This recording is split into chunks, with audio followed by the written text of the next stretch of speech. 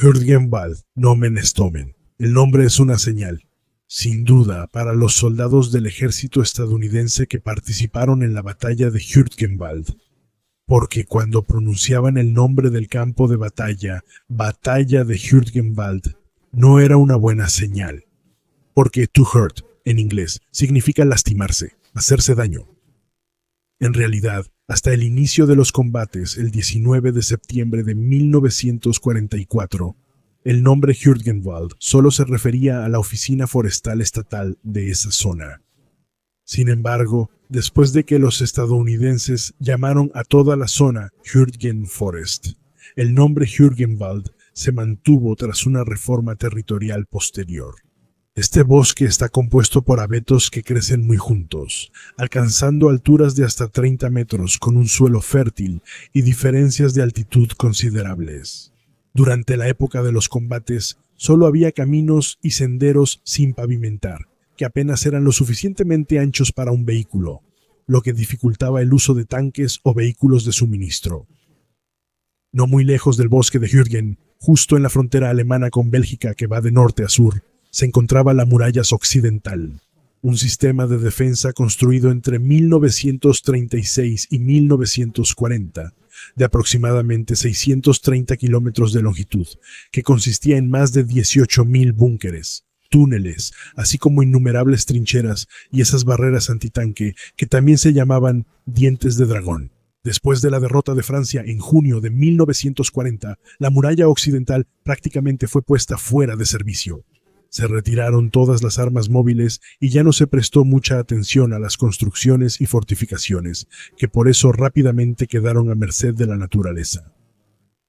Pero cuando, después del desembarco aliado en Normandía en junio de 1944 y la exitosa ruptura de la cabeza de puente durante la Operación Cobra, se hizo evidente que un avance exitoso de los ejércitos angloamericanos hacia la frontera del Reich alemán ya no podía descartarse, por lo que la línea Sigfrido fue reactivada a partir del 24 de agosto y se intentó hacerla capaz de ofrecer posibilidades de defensa en poco tiempo.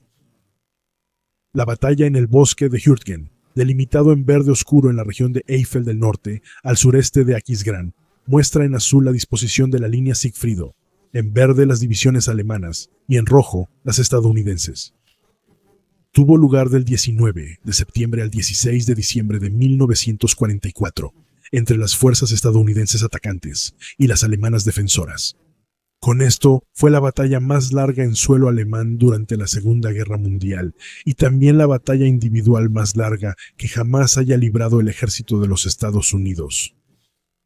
Sin embargo, hoy en día en Alemania está más o menos olvidada y queda opacada por la ofensiva alemana en las Ardenas, que comenzó el 16 de diciembre. Pero incluso en Estados Unidos, la batalla del bosque de Hürtgen no es muy conocida, y Hollywood, que desde hace décadas participa con nuevas películas en los éxitos de las tropas estadounidenses, también sufre, al igual que el ejército de Estados Unidos, de una laguna en la memoria sobre Hürtgenwald, porque nadie quiere recordar esta catástrofe militar provocada por errores de liderazgo propios, que le costó al ejército estadounidense casi 34.000 hombres solo en bajas mortales. Sin embargo, en 1998, la cadena estadounidense de televisión Home Box Office, o HBO, abordó este tema con la llamada película bélica para televisión When Trumpets Fade, conocida en alemán como El sonido de la guerra, cuando los héroes mueren.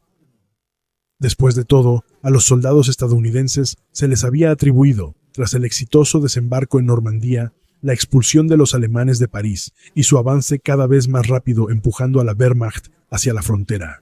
En el optimismo desbordante de finales de verano, se les dio la esperanza de que un Home by Christmas, estar en casa para Navidad, podría convertirse en realidad.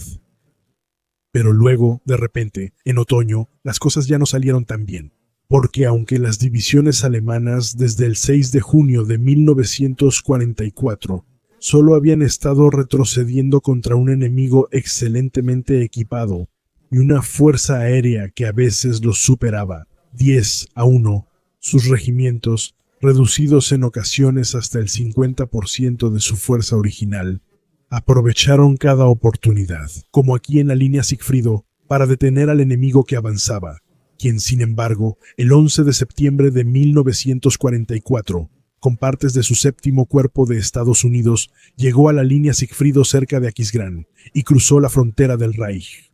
El bosque de Hürtgen estaba en la zona de responsabilidad del primer ejército de Estados Unidos y del teniente general Courtney Hodges, quien el 1 de agosto asumió el mando del primer ejército de manos del general Omar Bradley, que había sido nombrado comandante del 12º Grupo de Ejércitos. El ejército de Hodges marchó a través de Luxemburgo y el sur de Bélgica. Fue el primero en atravesar la línea Sigfrido y en octubre de 1944 tomó Aquisgrán. Cuando luego ordenó a sus divisiones entrar al bosque de Hürtgen, instaló a su Estado Mayor, compuesto por cientos de personas, a partir del 10 de septiembre, en el cuartel general, ubicado en el requisado Hotel Britannique, en Spa, Bélgica, a 52 kilómetros de distancia. Por cierto, en el mismo hotel donde los generales alemanes von Hindenburg y Ludendorff también planearon sus operaciones durante la Primera Guerra Mundial. Mientras tanto, él mismo hizo requisar la villa Le Bocoteau para su uso personal y prácticamente no salió de Spa en dirección al frente.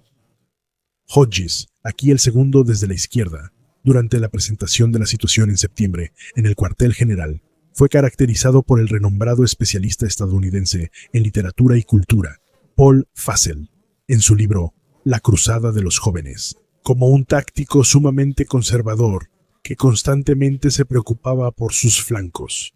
Como había comandado una compañía de ametralladoras en la 5ª División de Infantería en el bosque de Argonne durante la Primera Guerra Mundial, se podía suponer que estaba familiarizado con los problemas particulares del combate en el bosque. Pero cuando Hodges se dirigía hacia la línea principal de combate, es decir, el frente, la mayoría de las veces no se acercaba más que hasta el Estado Mayor de la división que estaba combatiendo, y por lo tanto, no tenía ningún contacto con las unidades que estaban luchando en la primera línea.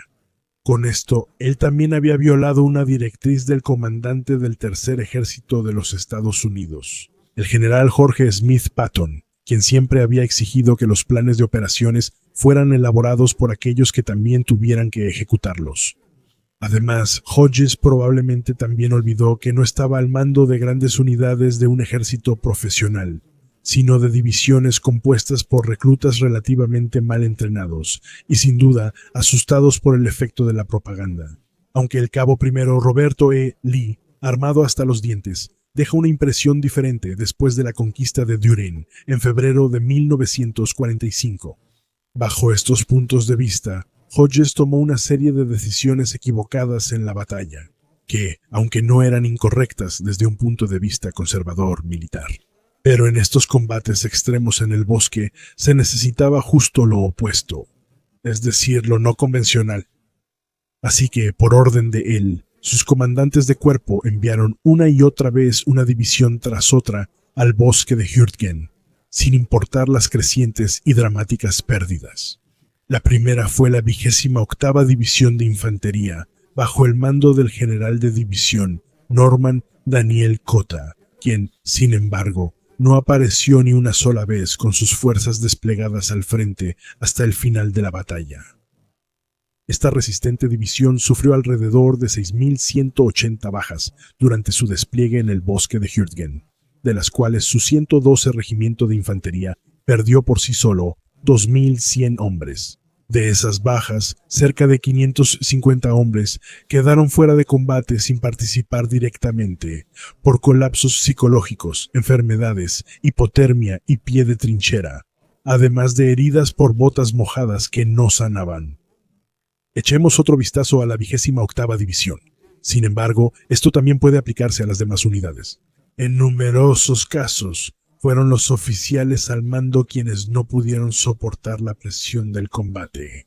Por ejemplo, el comandante del 112 Regimiento de Infantería, el teniente coronel Carl Peterson, no apareció en las líneas delanteras de su regimiento en el pueblo de Commershade hasta el 4 de noviembre, después de varias semanas de intensas bajas, y los comandantes del 103 Regimiento de Ingenieros tuvieron que ser ordenados explícitamente por la división a ir al frente, a los lugares donde operaban sus batallones. Después de que el avance de la 28ª se detuviera debido a la fuerte resistencia alemana, le tocó el turno a la 9ª División de Infantería y al general de división Louis Alec Craig. Luego, la 8ª División de Infantería y el general de división Donald Armbrister Stroh fueron enviados al bosque. Sin embargo, debido a sus grandes pérdidas, también tuvo que ser retirada poco después para ser relevada por la 1ª División de Infantería y el general de división Clarence Ralph Hübner. Sin embargo, después de que ellos tampoco lograron avanzar, ahora se desplegó la 4ª División de Infantería y el general de división Raymond Oscar Barton, pero también quedaron atascados en el bosque y sufrieron las mayores pérdidas de todas las divisiones. Luego le tocó a la 83 División de Infantería y al general de división Robert Mason. Sobre esta división hay un hecho interesante, ya que el general de división alemán Bodo Elster se rindió ante ellos el 16 de septiembre de 1944 en el puente del Loira de Bur-en-Sea, con su grupo de marcha sur traído desde Biarritz y las cámaras de noticieros estadounidenses rodando. Su grupo estaba compuesto inicialmente por unos 6.000 soldados del ejército y unos 7.000 marinos que estaban originalmente estacionados en la costa, pero para el día de la rendición había crecido a 754 oficiales, 18.850 soldados y 2 mujeres, incluyendo 400 camiones, 1.000 autos, 2.000 caballos, 4.000 armas, así como tanques y artillería. Lo que en el noticiero parece una entrega caballeresca de armas, era, en realidad, solo propaganda. Porque véalo usted mismo, el general Elster no saca su pistola alemana Walter de la funda para entregarla de manera teatral, sino que, casi al estilo del viejo oeste, saca un revólver estadounidense, que le fue entregado previamente para este propósito, y por supuesto, descargado. Pero a pesar de esta bonita escenita, para los que se quedaron en casa, la 83 tampoco pudo hacer nada en el bosque de Hürtgen. Por eso ahora se desplegó la 5ª División Panzer, bajo el mando del general de división Lansford Arad Oliver. Esta división fue la primera que llegó al Sena, la primera que llegó a Luxemburgo, la primera que luchó en Alemania, y cuando fue detenida por orden del 9º Ejército de los Estados Unidos, la división que estuvo a solo 72 kilómetros de Berlín, más cerca que cualquier otra división estadounidense. De todos modos, el resultado de este despilfarro gradual de divisiones fue en sí mismo una idiotez militar, que recuerda mucho a la práctica de 1916 de lanzar sin sentido nuevas divisiones una tras otra, contra las fuerzas en Verdún que aquí se muestran en rojo, donde los alemanes enviaron 105 divisiones y los franceses 88 al combate.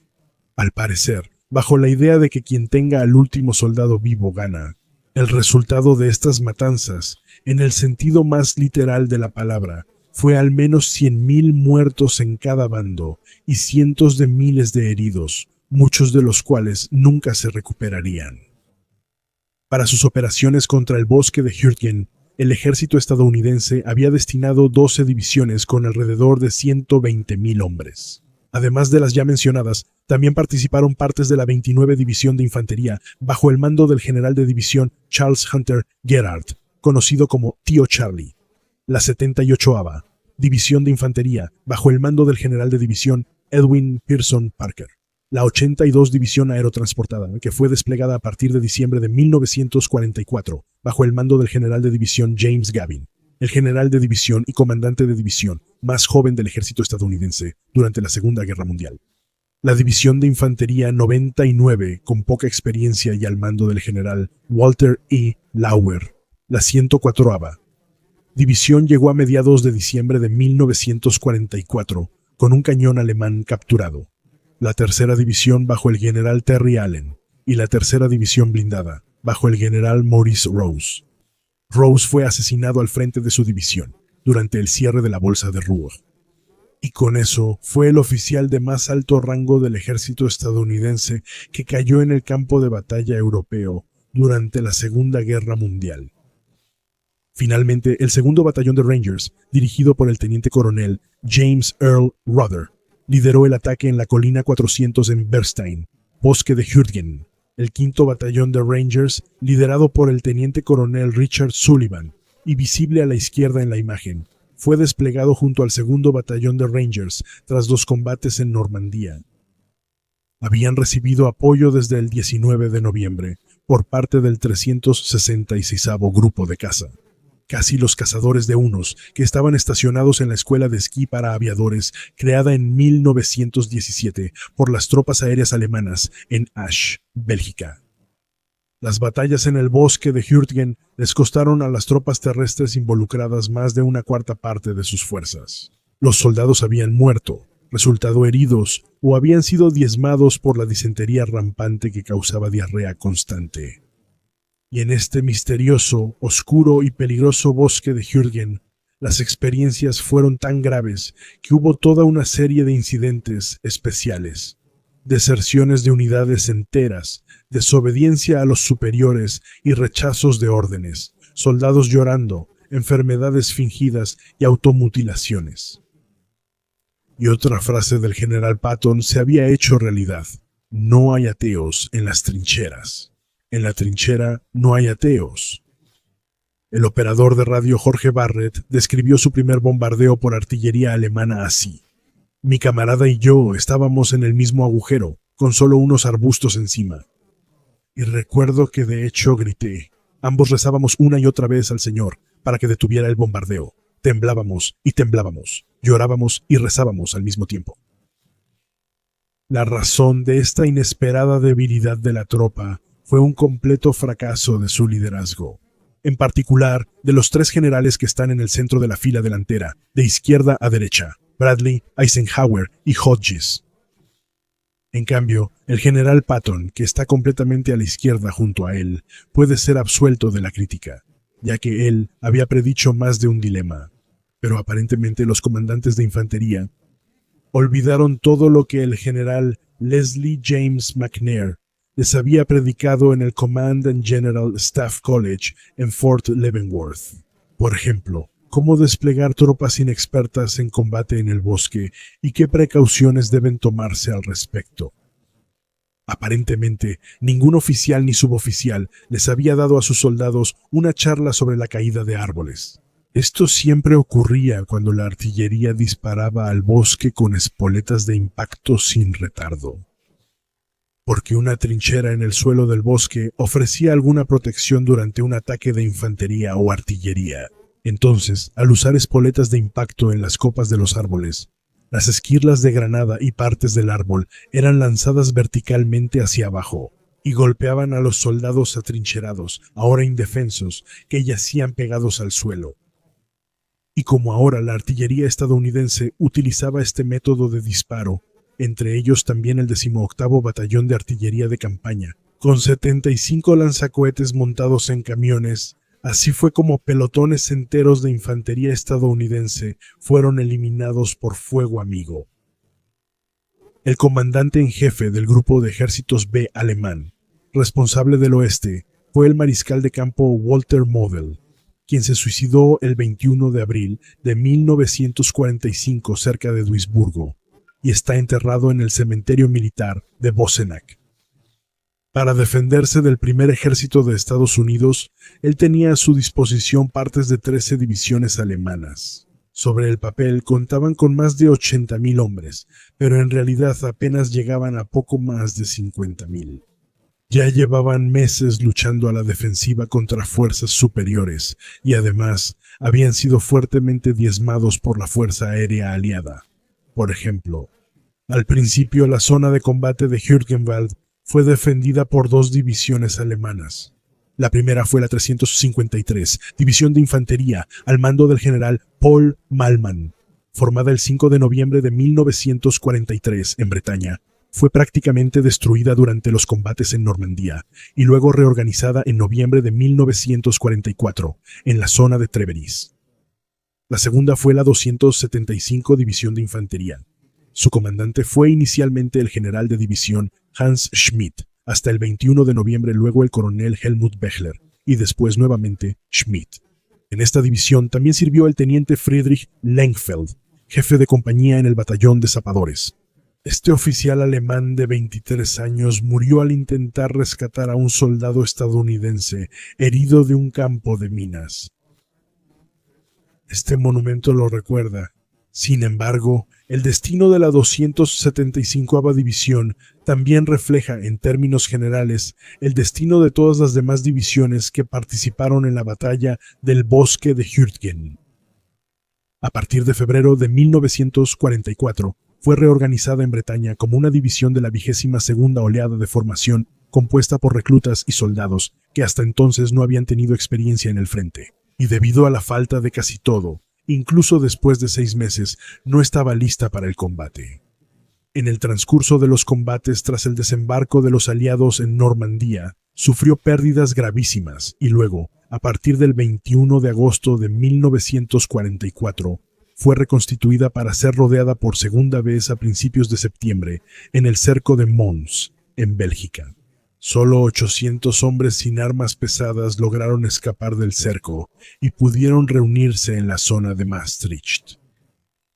Después de que en octubre fuera reorganizada nuevamente, entre otras cosas con batallones de la Luftwaffe, el 26 de octubre de 1944 fue aniquilada otra vez en la llamada Batalla de Todos los Santos por el pueblo de Schmidt. Además, en la zona de combate del Bosque de Hürtgen se desplegaron grandes partes de las siguientes unidades alemanas. La 12ª División Volksgrenadier se formó en agosto de 1944, comandada por el general Gerhard Engel, entonces coronel. La 47ª División Volksgrenadier, bajo el teniente general Max Bock, se creó desde el 17 de septiembre de 1944. El 22 de octubre de 1944, la división tenía 1.314 hombres. Un mes después, el 24 de noviembre, tras la tercera batalla de Aquisgrán, el regimiento de granaderos 103 contaba con 60 soldados, el regimiento de granaderos 104 con 215 y el regimiento de granaderos 115 con 36 hombres. La 89ª División de Infantería, creada el 5 de enero de 1944 en el campo de Bergen, cerca de Celle, fue destruida en el cerco de Falaise. Luego, se reorganizó con personal de batallones de la Luftwaffe y de infantería de fortaleza, así como unidades de reemplazo. El comandante de la división, general de división Walter Bruns. La 272, División Volksgrenadier, formada el 17 de septiembre de 1944 en el campo de entrenamiento Dobritz, cerca de Berlín, mediante el cambio de nombre de la 575. División Volksgrenadier fue comandada hasta el 16 de diciembre por el coronel Eugenio Kostmaler y a partir del 1 de enero de 1945 por el teniente general Eugenio König.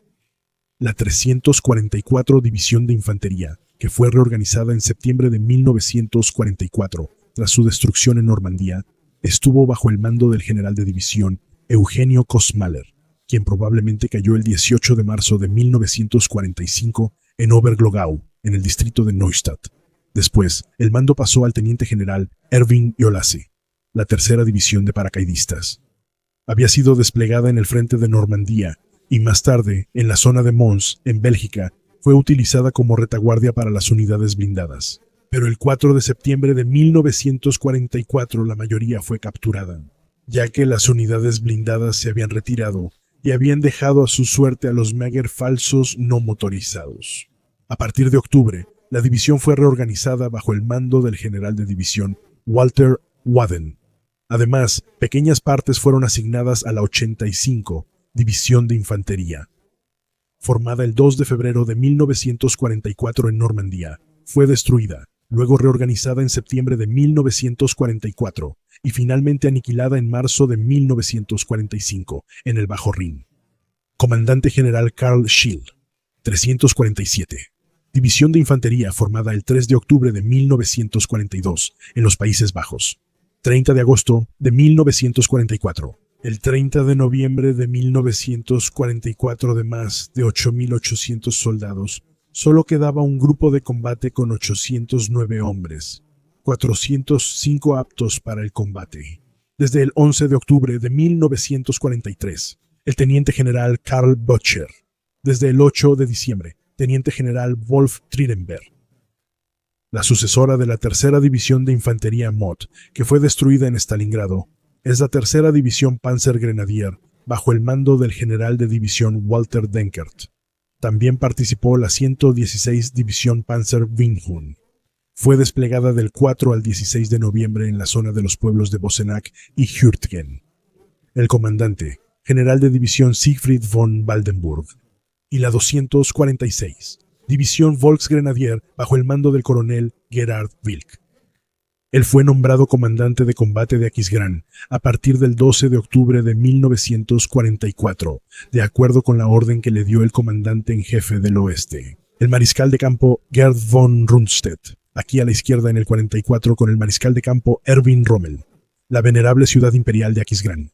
Cita: resistir hasta el último hombre y, si era necesario, dejarse enterrar bajo sus escombros, fue la orden que Wilk, con alrededor de 13.000 soldados y 5.000 miembros del Volkssturm, siguió hasta su rendición el 21 de octubre, continuando una lucha militarmente completamente inútil contra unos 100.000 soldados estadounidenses, hasta que la ciudad estuvo destruida en un 85%, con 4.000 soldados alemanes muertos y 2.000 heridos. Wilk, junto con otros oficiales alemanes, estuvo a partir del 26 de octubre de 1944 en el campo especial de prisioneros de oficiales Trent Park, en Inglaterra, donde era considerado muy comunicativo con los británicos. En ese entonces justificó su comportamiento, entre otras cosas, por su miedo a represalias nazis contra su familia. Después de su liberación de la prisión de guerra en marzo de 1945, vivió otros 40 años en Bad Honnef. Como ahora, en el bosque de Hürtgen, una división estadounidense tras otra había sido rechazada con grandes pérdidas, por orden de los generales de 4 estrellas Eisenhower y Bradley. Se debía forzar la decisión con la Operación Queen. Para ello, el 16 de noviembre de 1944, los angloamericanos realizaron el mayor ataque aéreo estratégico que jamás se haya llevado a cabo en apoyo de operaciones terrestres. 1.191 bombarderos pesados de la octava flota aérea de Estados Unidos despegaron y bombardearon las localidades de Eschweiler, Weisweiler y Langevie, con un total de 4.121 toneladas de bombas.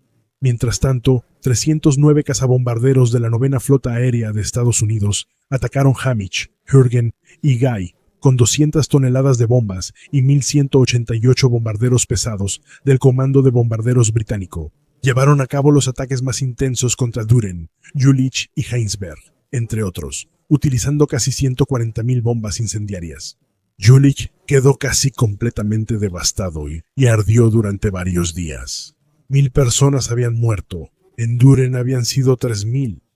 Sin embargo, estos bombardeos masivos apenas habían afectado las posiciones defensivas alemanas, cuando después de los ataques aéreos, tras un bombardeo de casi 1 hora y media de duración con 700 cañones, el noveno ejército de Estados Unidos lanzó un ataque a gran escala. Se encontró nuevamente con unidades alemanas preparadas que pudieron detener estos ataques. Sin embargo, también sufrieron pérdidas muy elevadas.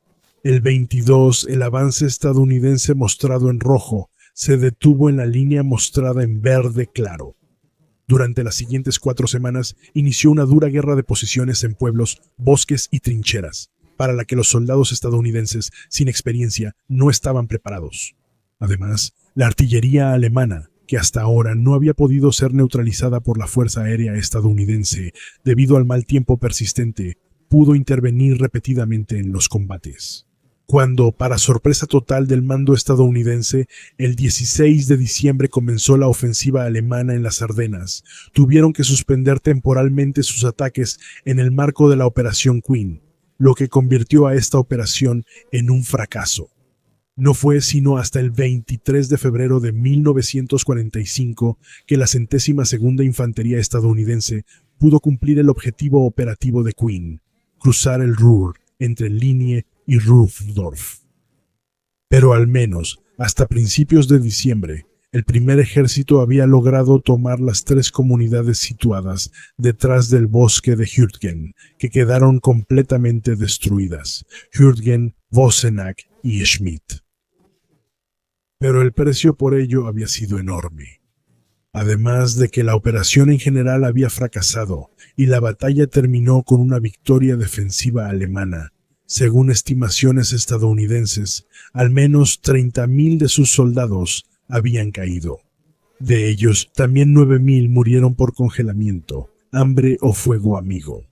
Otros 50.000 habían resultado heridos, pero también las divisiones alemanas habían sido una vez más diezmadas.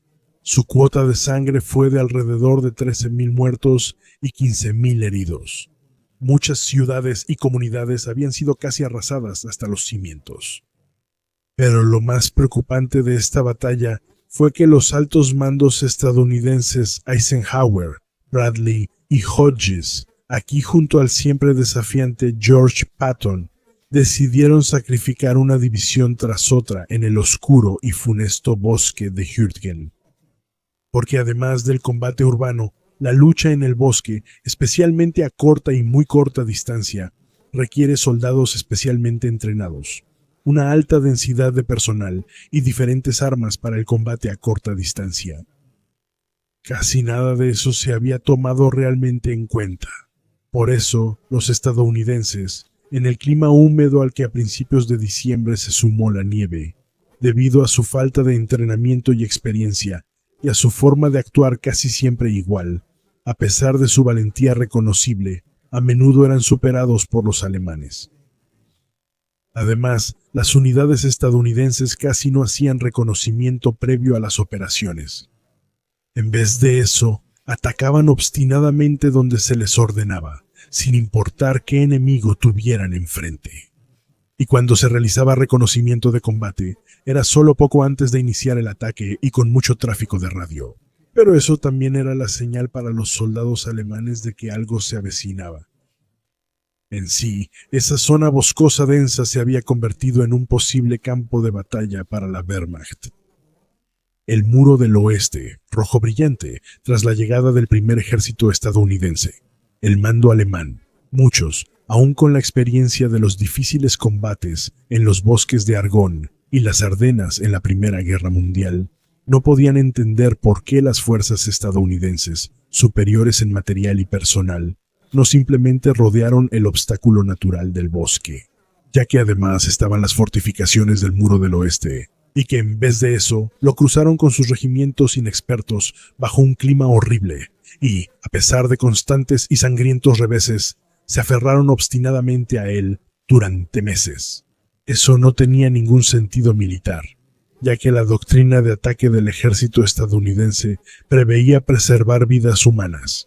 Usaban repetidamente la táctica de fuerza aérea, tanques y artillería, que en un terreno boscoso y montañoso tan denso solo eran efectivas de forma limitada.